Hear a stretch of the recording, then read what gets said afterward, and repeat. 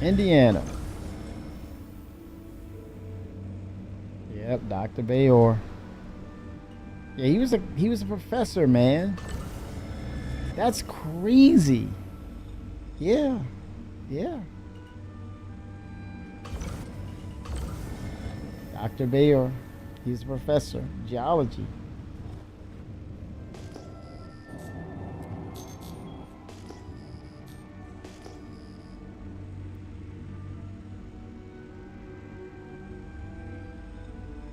What? But well, no, well, Todd, have you ever seen Wingman's Hangar? He was crapping on the game. I think it was the opposite. He was like, they had him doing all these videos.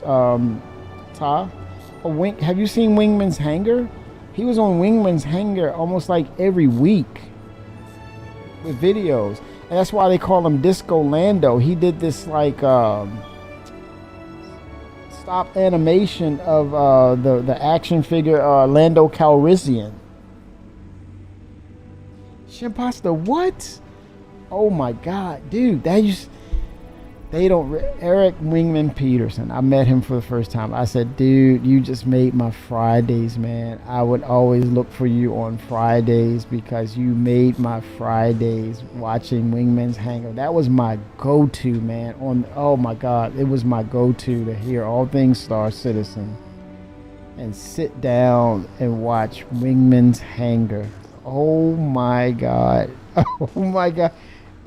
It made my Fridays, man. I looked for it. I craved it on Fridays. It was like I would purposely wait till I would get home to watch it. Sit down at dinner and just, it's just me time was just Wingman's Hangar. He was self-deprecating. He was, so he probably was. But you have this, man, he made video, it was like probably a week he wasn't on there with his videos. Disco Lando, that's what they would call him. Like, what? Yes, the stop motion animation. I mean, man, it was just like, and what is Ken Shadow? That was another one. What was that rival with Ken Shadow? I met Ken Shadow at CitizenCon as well. He was another staple, would always show up doing videos. It was just so much passion. I think that caught the eyes of a lot of potential developers and the community members, and they were like, "What is this?" I remember they had this little segment that was called forum feedback. And man, Chris Roberts had tickled the hell out of me because he would jump in every now and then. And he was hilarious. He was like, forum feedback. And I was like, oh my God, Chris, you are so funny, man. He would say forum feedback. And it was like, oh my God. It was hilarious, dude. It was fun times, man. And then it changed to reverse the verse, around the verse, and all these different iterations, and it became what you see today inside Star Citizen. Yep. Yes, indeed. Look it up. It's on YouTube.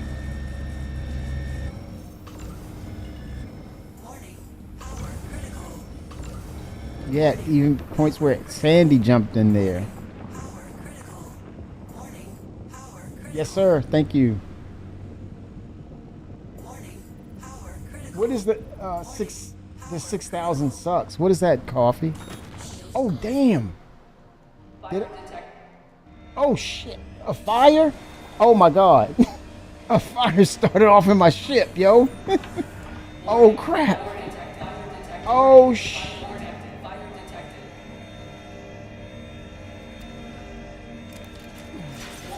Oh, my God. You guys see this? What the heck? All right, CIG.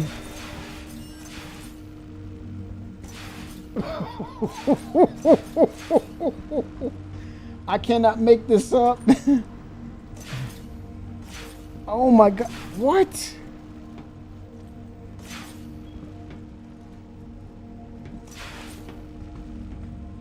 What the hell?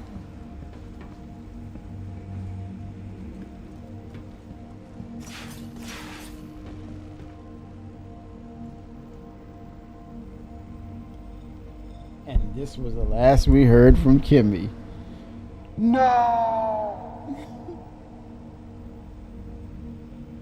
Mark Skelton, Mr. Gold Shirt. Yeah, I watched the Hazy Thoughts. Remember Hazy Thoughts? He was like, whoa. Then he said, he had the hookah. Then he says, if you were shot with a mime, would he use a silencer?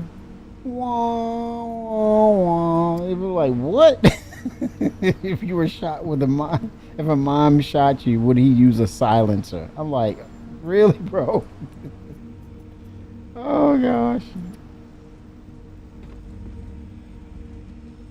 Now I gotta check the integrity of the ship. I need to drink first. Man, what the heck?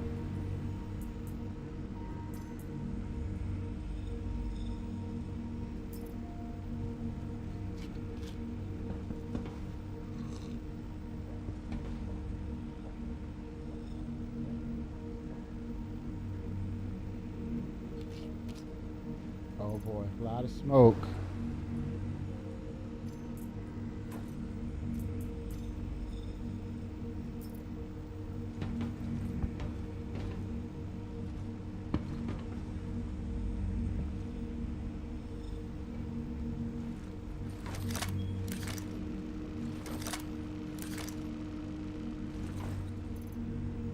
Let me get the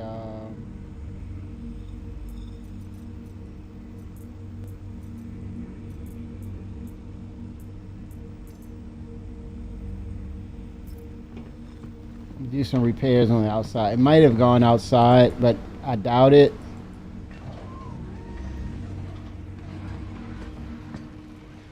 Just checking.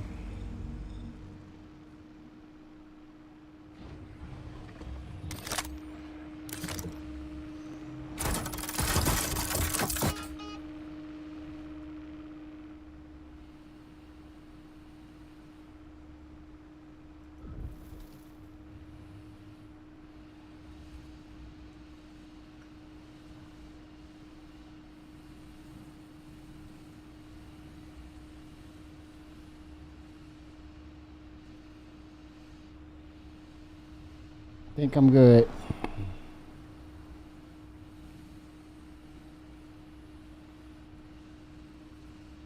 That was crazy, man.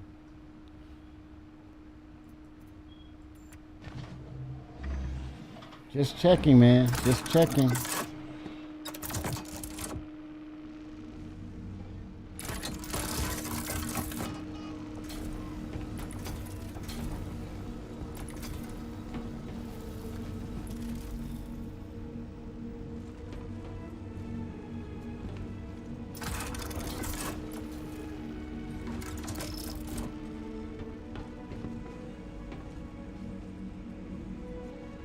Wow. Okay. What is the 6,000 sucks coffee SUX? What is that?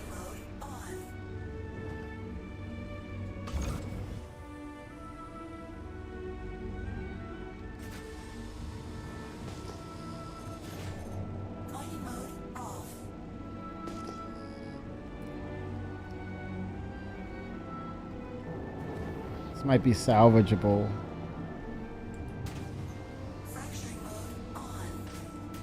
Do I still have my... Okay, no, I still have my containers. Good. Wow. That was crazy. That was crazy.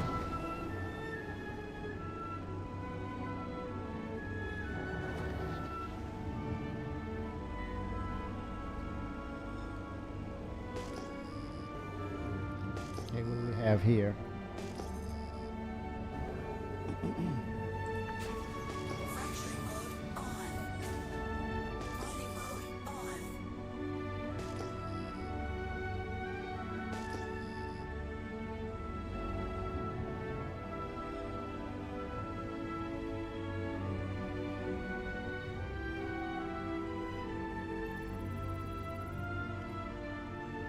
Thank you, sir. Thank you, thank you, thank you, thank you.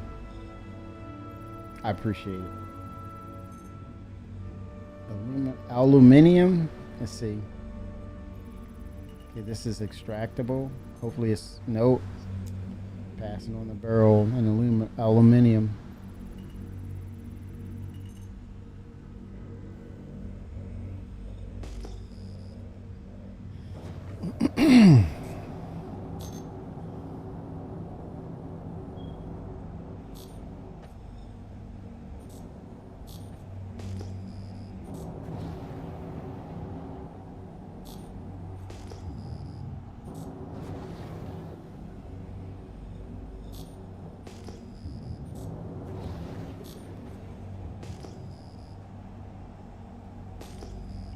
Canisters you buy come with RMC. Yes, it should. Yes.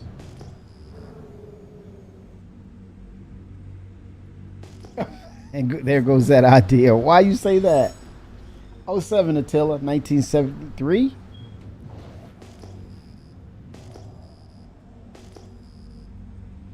How are you, hun? There goes the idea. Why do you say that? Why do you say you give up that idea? Oh, we had to fill them up. What? Fill them up with what? What? Hand salvaging? Is that what you're saying?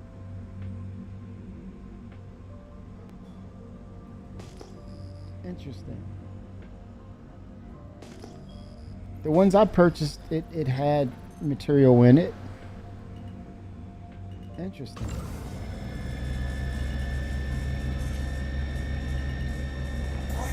Uh-oh. Oh boy, here we go. Not again.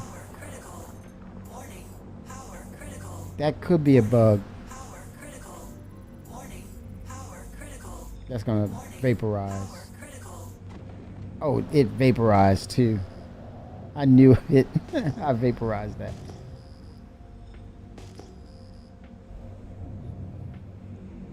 Oh yeah. It's for the repair, engineering. Yeah. That's interesting. You know, it would have been interesting if you could take a you know what? I think you're making a case for, if you have hand mining, why not hand salvaging?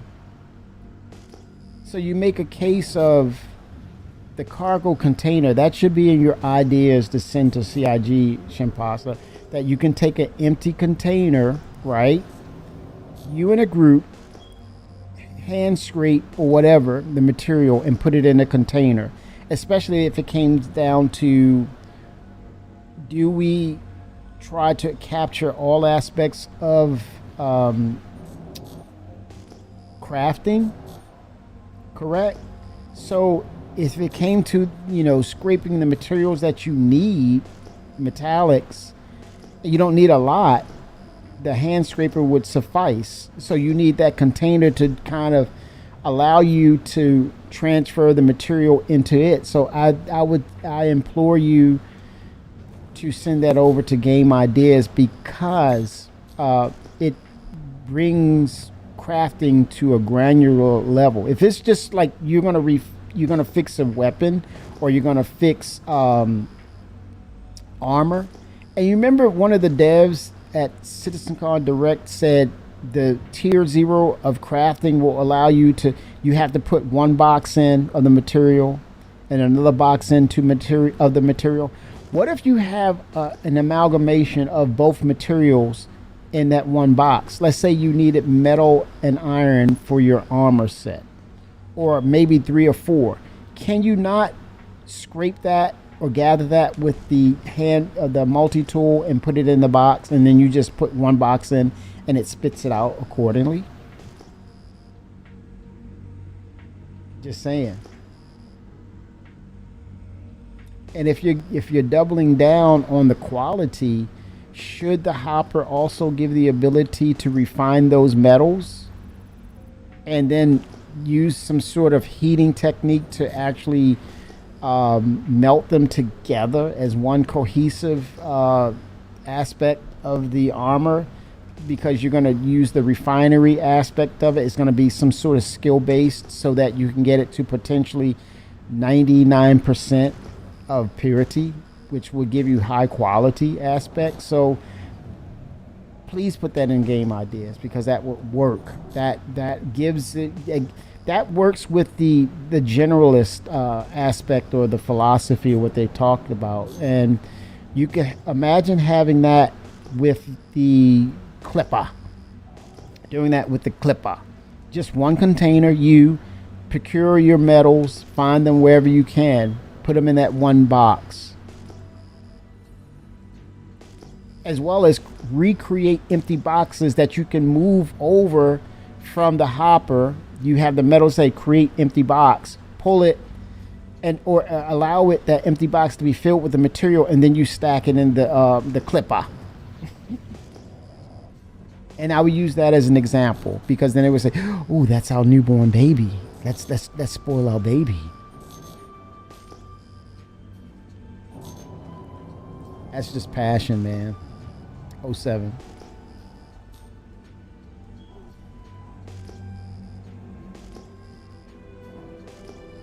I really hope they put a refinery inside of the reclaimer along with the crafter. Yeah, it could be a dual purpose item, Meister. Good point. Clipper. Yes, sir. That's what. Don't take the name of my ship. That's what I'm gonna name it. Clipper. I like that you say Clipper. It's a true Bostonian name. Boston. Only you got a bowl of clam chowder for me, Coffee. Only for that bowl of clam chowder. Gotta have it, man. Love it. Yes, sir. Yes, sir. Damn, you're making me hungry right now, Coffee. Dang it, man. What? Only said Boston, Kimmy. Yes, but it's synonymous. Get to the clipper. Yes. Oh man, that enhancement right there. I just love that about the ship. It's just, it fits. It freaking fits. Oh my gosh. The what are the ones Ipwich? Is that Ipwich? Oh my god. Oh my god. Stop it, Coffee. Freaking salivating here right now, man. I'm so mad at you right now. I'm so mad at you right now, Coffee.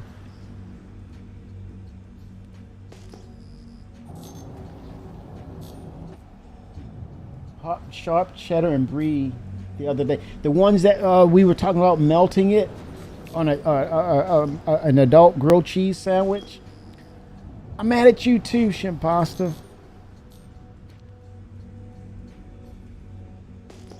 Ipwit. Yes. Salivating, man. Oh my gosh. Oh man, I remember my auntie. She would just, when I was a little kid, man, she's like, "Here, try this." Clams, raw, fried, steamed, you name it. Oh my gosh. Oh my goodness gracious, y'all. Whew. And when that weather has that chill in that weather, oh my god, Coffee, that is some good eating, man. Stop it, stop it, stop it. I can't take no more, man. I'm done. I'm beat up. Oh, I'm so beat up right now. That sounds so good. Oh my god. Woo. Tears in my eyes, man. You bring back fond memories. Yes. I almost made myself one coffee one time. I think I was showing off, but I tried to eat a quahog raw. And I'm like, nope. Never again. Cherry stones for life, baby. Cherry stones were all for life. Whole hog? No. Chowder only. Chop that thing down. No. What am I thinking? Am I insane? What? True story. Time to change the subject. But coffee, that sounds so good.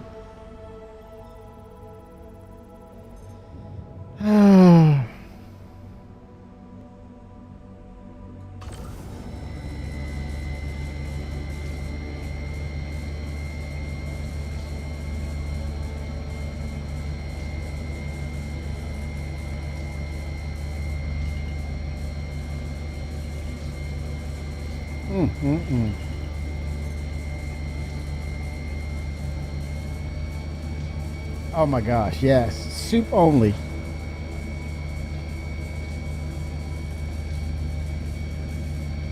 Oh, like they do in Hawaii. Yeah, they put them in the ground and put the banana leaves over them. Yeah. Holy smokes. Super tender.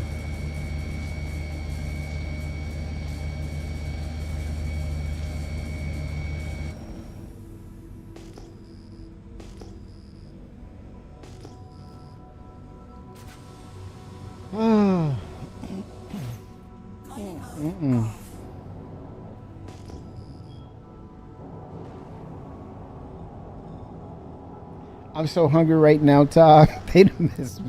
They messed me up. Yes, sir. Glacium ring. Steamers and lobsters. Oh, coffee and the lobster roll.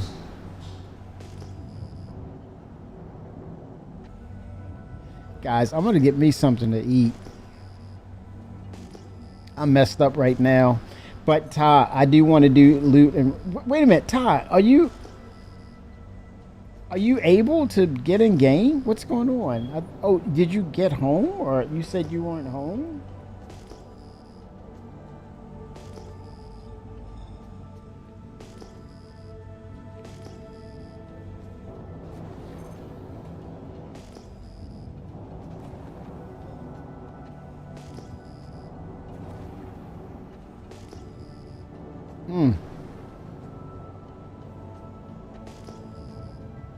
Oh, you do have the PC. Oh my gosh.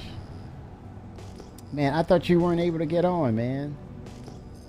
I got to get some food, man. I got to get me some food. It's only Tuesday, isn't it? But I do want to get my loot and scoot on though. And definitely, I got the energy to get back on.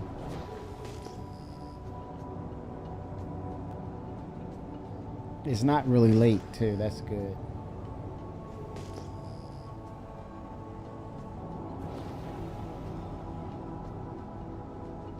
I want that Meyer backpack, man. I think I'm feeling lucky. Oh, but then life. Okay.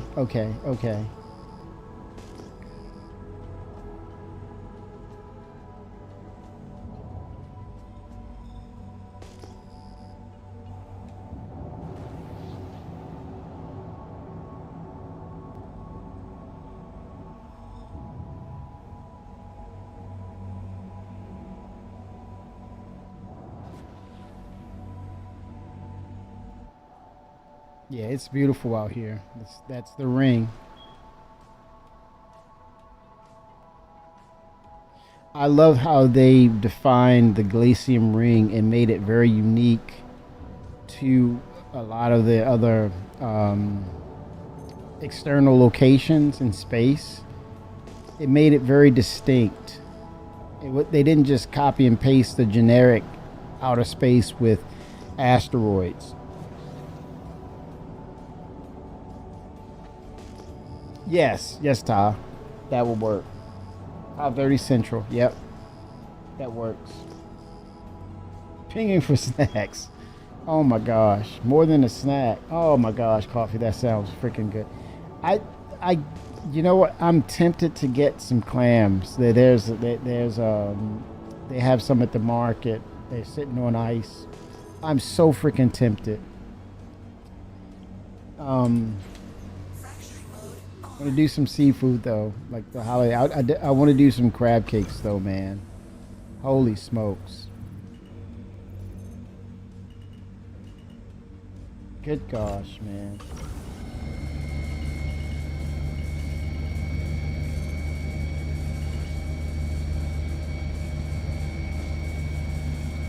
Yes, it's the holidays. Yes, Jim Pasta. Yes.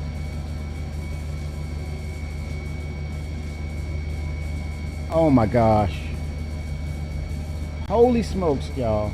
That is awesome. Oh, that is a great Todd. That is, oh my gosh. Yes.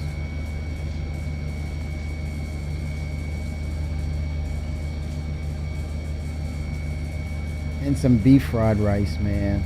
I am sorry, but not sorry. Heck yeah.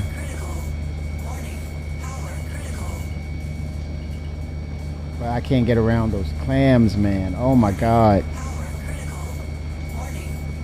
And those box frozen ones. I'm sorry, I can't do that.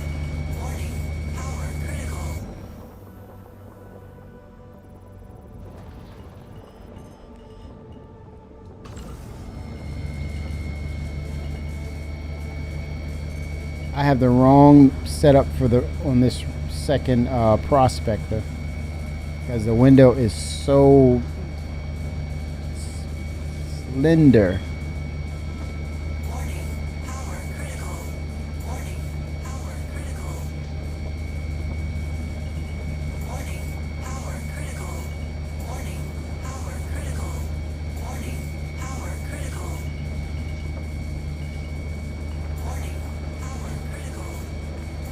Hopefully it won't disintegrate on me. There we go. Ooh. Warning. Detected. Oh gosh. Num nums for sure. Oh man, I'm bringing fires up in. It says detected.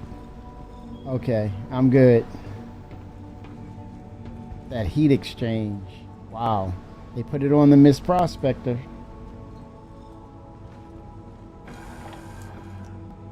Oh gosh, you all are making options.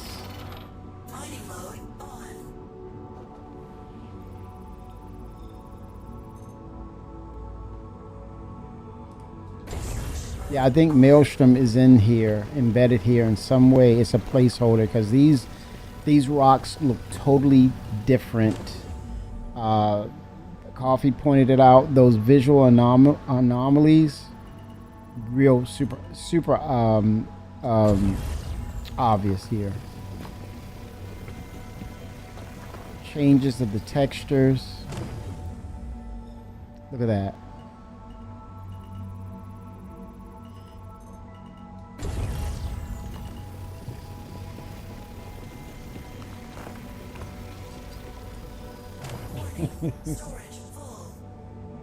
Oh, sliced onions on the ribeye. Oh, you guys are really messing with me big time. Oh, y'all are so wrong.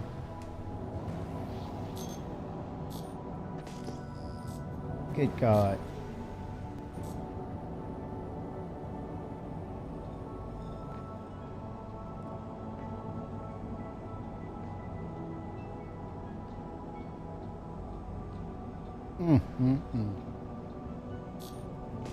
Oh shoot, I'm up just about full, man.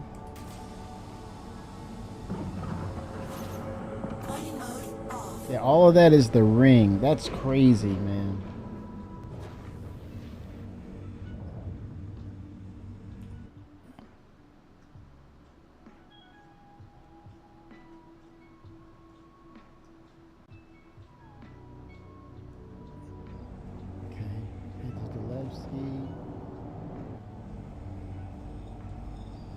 Get the map going.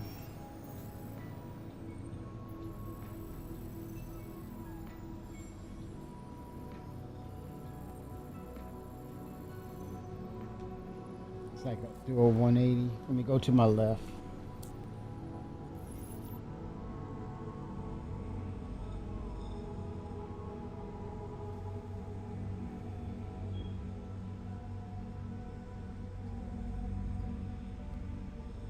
Okay, I thought I would have seen Levski. Okay, I gotta set the markings for it.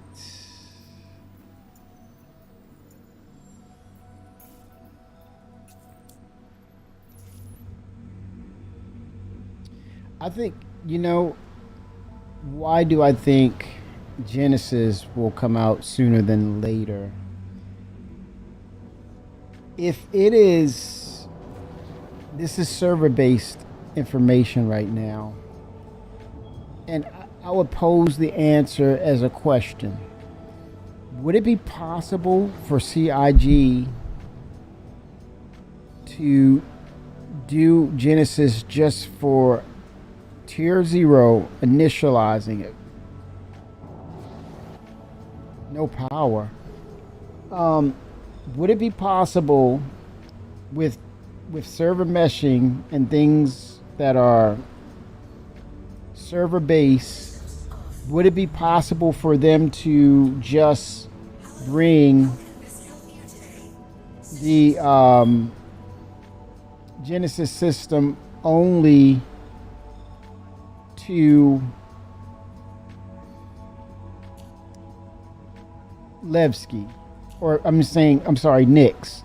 Just bring it first to Nix and then subsequently roll it out as opposed to, well, I'm only going to bring it out once it's ready for every location. Do you think they're going to bring Genesis first to Nix and then there's a gradual rollout just to see the viability? Or just to say, okay, we're going to roll Genesis out to this one system first, and then the other systems will follow. Probably Stanton, and then Pyro. That possibility is there. And the reason why we may see Genesis much sooner than later. I would not be opposed to that. That would not bother me at all. What do they mean, no power, man? Too close and no power. Something's not working.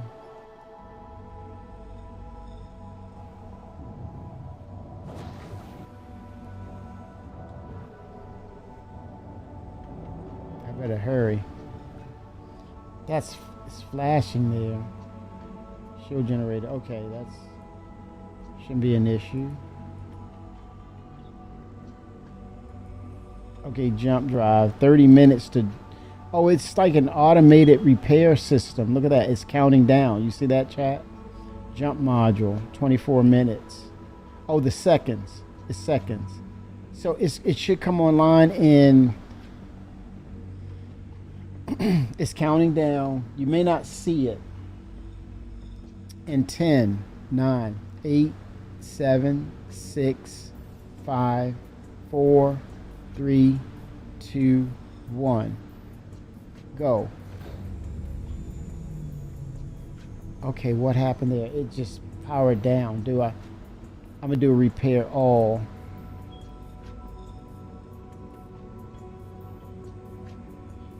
Okay, the jump drive, that's coming online. Oh, I don't need the jump drive to be repaired. It's the quantum drive needs to be repaired.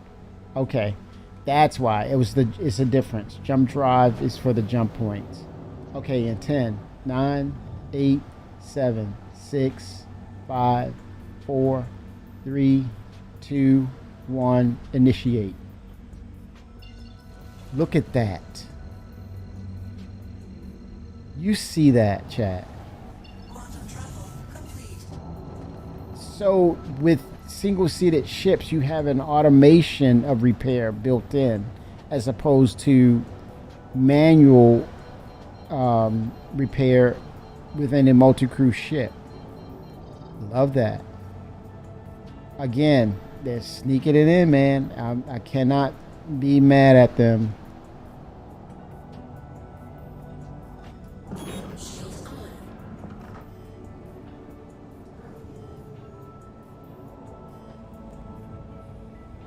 Very nice.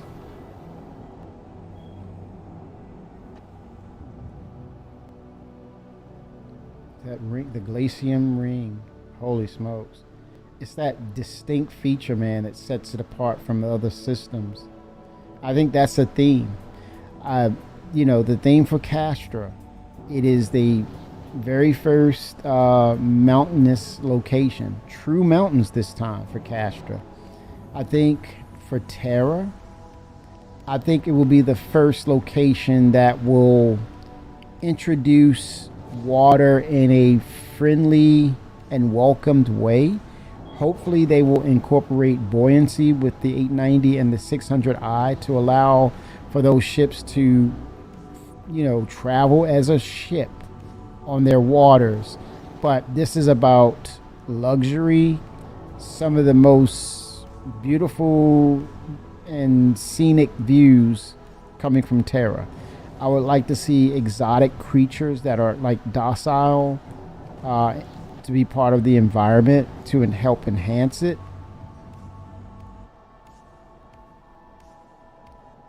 That would be cool. But yeah, they have an opportunity to show off Terra with distinctions of water. Man, can you add fishing to Terra, Chris? Finally fishing, and you go there and collect exotic fish for your aquarium and for food. If we get the crafting aspect, using fishing to add to the crafting part, making food, and eventually make the announcements that we're going underwater. Kelp farming.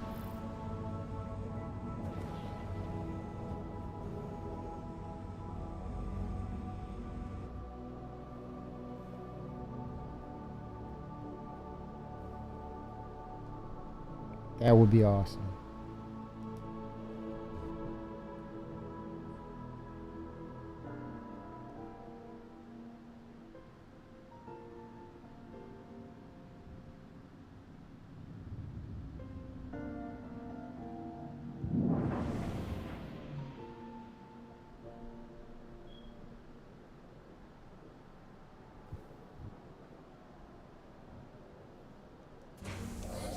Okay, let me see if I can repair, if I need repairs here. Holy smokes. 100K? I have 100K in damages?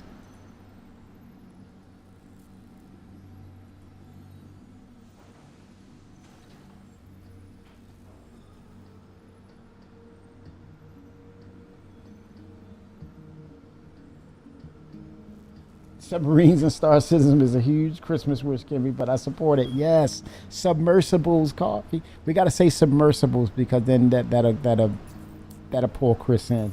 Submersibles. Thank you. So are you, man. Well, I don't know. That might be a little naughty, man, for making me hungry like that, bringing up those clams and such. I don't know, Coffee. I don't know. That was a little mean right there.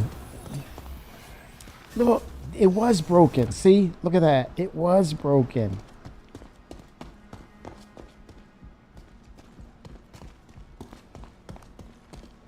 Dang it. I deserve some of those clams, man.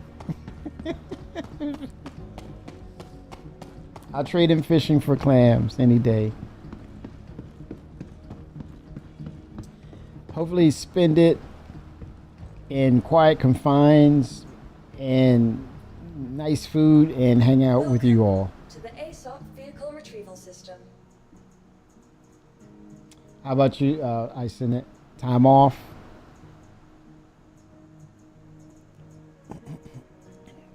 Your vehicle has been moved to our structure.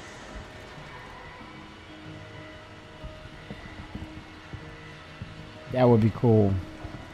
Then once we're talking about underwater, making a base, having a ship that you land your ship on the dock. You have a base on the dock overlaid over the part of it on the water, and you walk over to your docking station for the submersible half of it is underwater. You can see the fish, and man, that would just be next level. Time depends on Orange, man. Burritos, holy smokes. Very nice. That sounds good, man. Oh boy.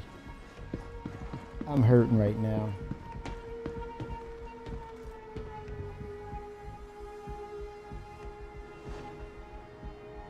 I'm hurting.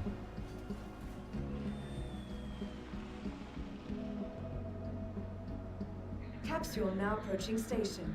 Stand clear of disembarking passengers. The capsule will be leaving the station momentarily. Oh my God, that's wee. Ah.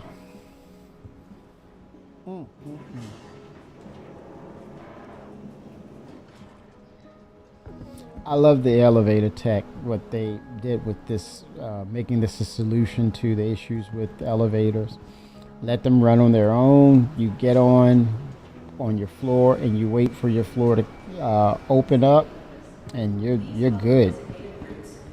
Keep the levels minimal. That's enough. They're figuring this out, man. They're figuring this out.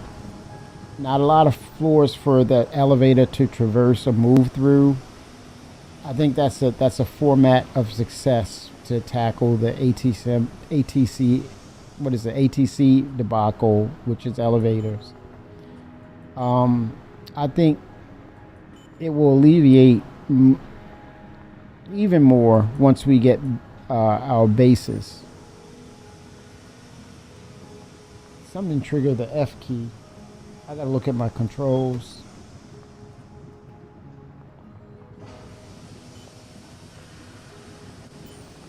You see that? Something triggered it.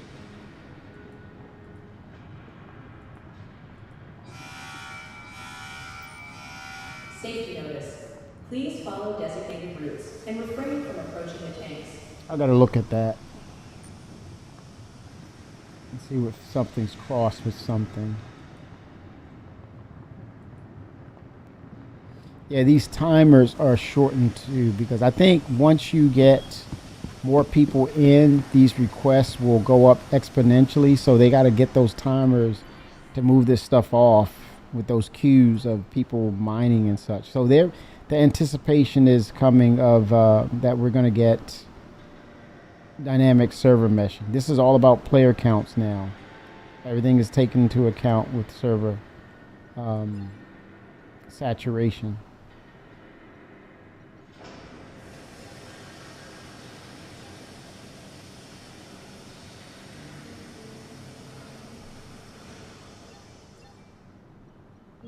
Six to sell. It'll clog up your ship though. You let it build up, the inert material. It will clog it up, and you're like, okay, why don't I have all the space that I should have?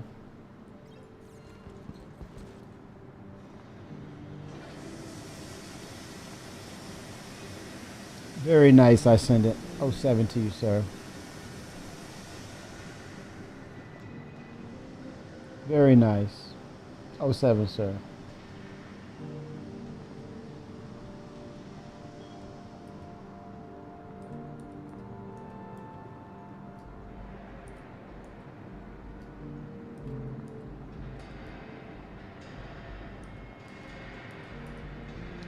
All right. Chat, I will be back in a bit. We're going to do some loot running later this evening with Ta, and maybe some more of you if you want to jump in there and find out, because I got to get my Meyer backpack. I got to have it. We're going to raid over to Levan G Fan. He's doing his thing. Of course, he's rolling with Star Citizen. Let's give him a shout out. 07s, everyone. I will be back in a bit after I get me some grub, man. 07s to you all. Thank you so much. Be back in a bit. 07, 07, 07, 07, 07, 07, 07.